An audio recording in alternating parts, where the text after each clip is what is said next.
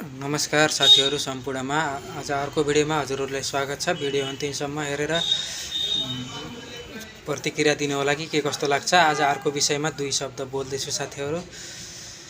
आज यो विषय छ कि साथीहरू, हामीले एकदम सही छौँ, हामी गलत पनि गरेका छैनौँ, राम्रो गरेका छौँ, तर पनि हामीलाई नराम्रो हुन्छ। अरूको कसैले गरेको गल्तीले हामीलाई सजाय भोग्नुपर्छ, यस्तो पनि हुन्छ। त्यही भएर हामी अरूले पनि गल्ती, अरूको गरेको गल्तीबाट पनि बच्ने कोसिस गर्नुपर्छ। हाँ भाइ, अरू कसैले गल्ती गरेर पनि हामी पनि सही, अरूले गल्ती गरेर हामी पनि बच्न सकिन्छ भन्ने कोसिस गर्नुपर्छ। जस्तै ड्राइभरको कुरा गर्दा, ड्राइभर एकदम राम्रो छ, गाडी राम्ररी चलाएको छ हो साथीहरू, तर अर्को ड्राइभरले गाडी ट्याक्क ल्याएर अगाडि पछाडिबाट साइडबाट कहीँबाट पनि हानिदिन सक्छ।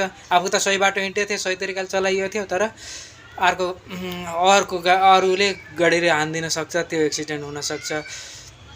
त्यस्तै घरमा पनि साथीहरू, परिवारमा त अरू सबै राम्रा छन्, तर एउटा मान्छे नराम्रो छ, त्यसले एउटाले गल्ती गर्छ भने त्यो एउटाले गरेको गल्ती परिवारका सबै सदस्यले भोग्नुपर्छ साथीहरू। सबैले पनि, तपाईँहरूले पनि भोग्नु होला।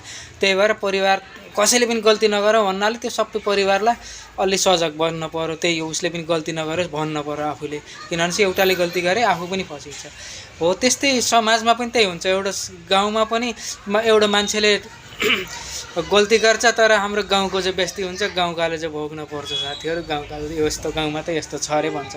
त्यही भएर गाउँका सबै राम्रो भए पनि एउटाले गल्ती गर्दा त्यो गाउँ चाहिँ हुन्छ।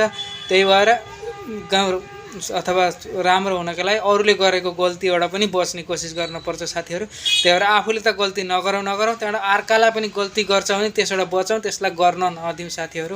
वरपर हुन्छ, घर परिवार हुन्छ, अथवा जहाँ बसिन्छ, जहाँ गइन्छ, जस्तो ठाउँमा गइन्छ, त्यही भएर अरूले पनि गल्ती गरेको छ भने त्यसलाई नगर्ने आग्रह, नगर्ने गल्ती नगर्नको लागि भन्न, अथवा कसरी अरूले गल्ती गरेको हुन्न त्यसलाई गर्ने कोसिस गरौँ भन्दै यस भिडियोबाट बिदा हुन चाहन्छु। हस्त नमस्कार।